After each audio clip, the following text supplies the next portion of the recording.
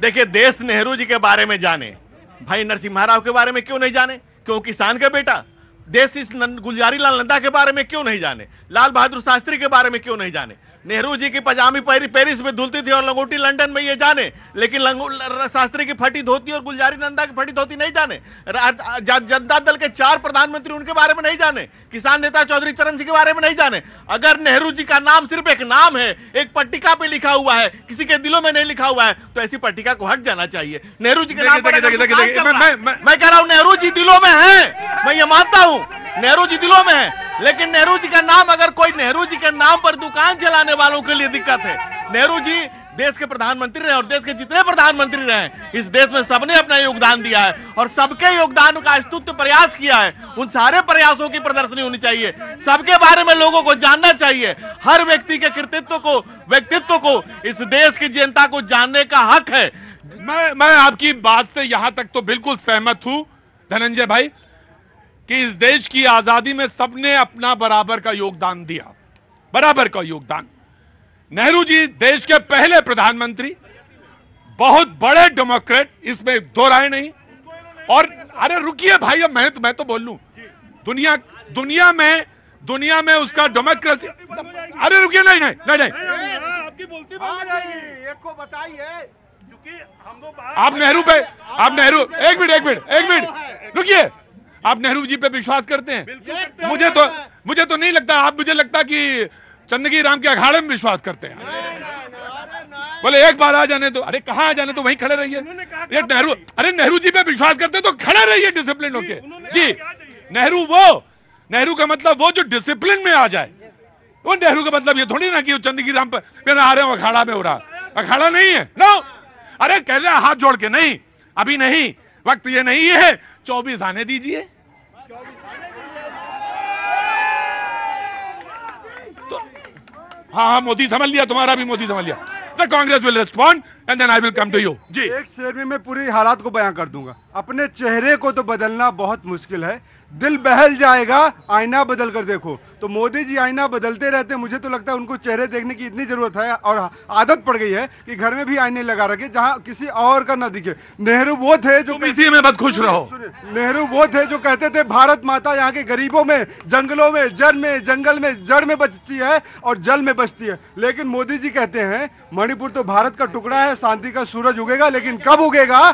धृतराष्ट्र बने बैठे हैं, बेटियों की इज्जत लुट रही है, चीर हरण हो रहा है और मोदी जी मौन है। देश पूछता है, आप भारत माला प्रोजेक्ट घोटाला करते हैं, आप रोड घोटाला करते हैं, आप टोल घोटाला करते हैं, आप टमाटर घोटाला करते हैं, आप आयुष्मान घोटाला करते हैं और कहते हैं भारत माता का नाम करते हैं। मोदी जी बताइए ना, देखिए नाम और तस्वीरें बदलने से तारीखें नहीं। नेहरू जी प्रधानमंत्री बने और प्रधानमंत्री बनते ही कश्मीर को इस्लामिक जिहादियों के हाथ में बेच दिया। उसके बाद नेहरू जी ने मेरे देश के चाइना के उस हिस्से को, डोकलाम को, चाइना को गिफ्ट भी दे दिया डोकलाम में। और दूसरी बात, मेरे देश के प्रधानमंत्री नरेंद्र मोदी नेहरू नहीं बन सकते, इसलिए कि नेहरू जी ने 1955 में उन्होंने पद्म पुरस्कार का चेयरमैन है और अपने आप को भारत रत्न दे दिया। सर, मैं एक भूतपूर्व सैनिक हूँ। रुको एक मिनट, आप कुछ कह रहे थे इनके बारे में? प्रतीक भाई, ये मैं पूछ रहा हूँ, ये कहाँ तक पढ़े हुए हैं? बिल्कुल पढ़ा हूँ। कहाँ तक? पढ़ा हूँ तभी बोल कहाँ तक पढ़ा हूँ?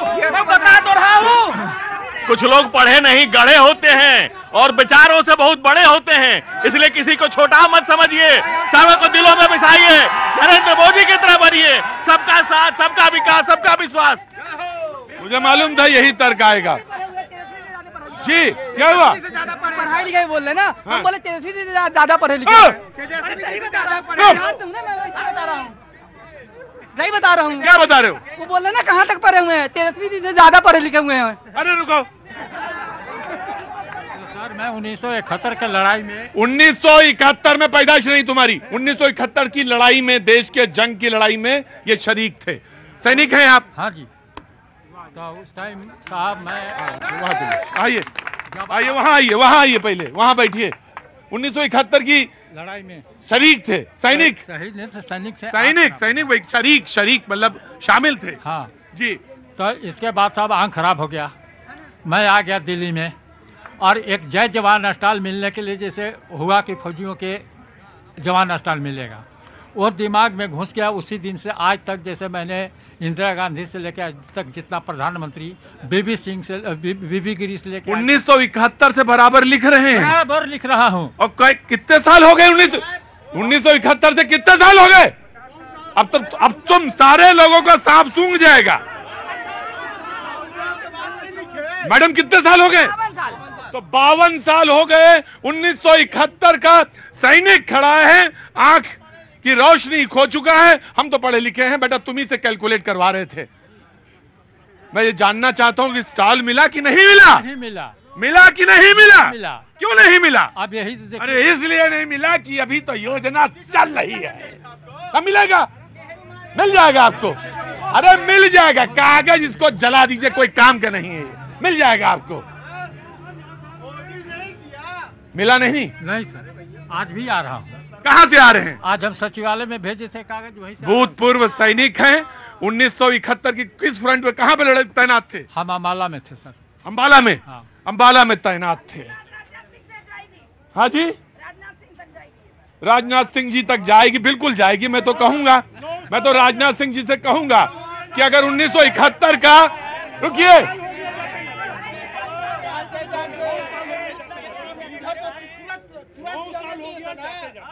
आपको तो इंदिरा गांधी से जो बोल रहा है, ये शर्म नहीं आ रही होगी आपको?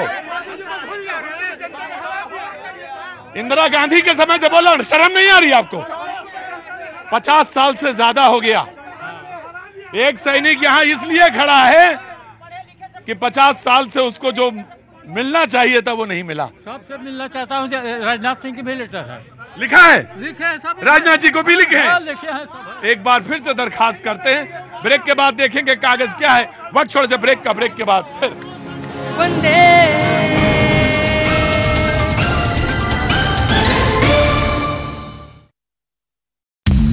हाईवे हो। दक्षिण अमेरिकी देश कोलंबिया के जंगलों में लगी आग से वहां दहशत फैल गई। बताया गया कि वहां की राजधानी बोगोता में आग की चपेट में आने से करीब 60 एकड़ जंगल जल गए, जिसकी वजह से वहां धुआं ही धुआं फैल गया। इसका जो वीडियो सामने आया उसमें दमकल कर्मी वहां रहने वाले लोगों की मदद से आग पर काबू पाते नजर आए। आग की लपटें और धुएं के गुबार की जो तस्वीरें सामने आई, उन्हें देखकर अंदाजा लगाया जा सकता है कि आग कितनी भयंकर थी। आग की वजह से फैले धुएं की वजह से आसपास के इलाकों में रहने वाले लोगों का जीना मुश्किल हो गया। बताया गया कि दमकल कर्मी लगातार आग पर काबू पाने की कोशिश में जुट गए, लेकिन तेज हवाओं की वजह से आग तेजी से जंगल में फैल गई।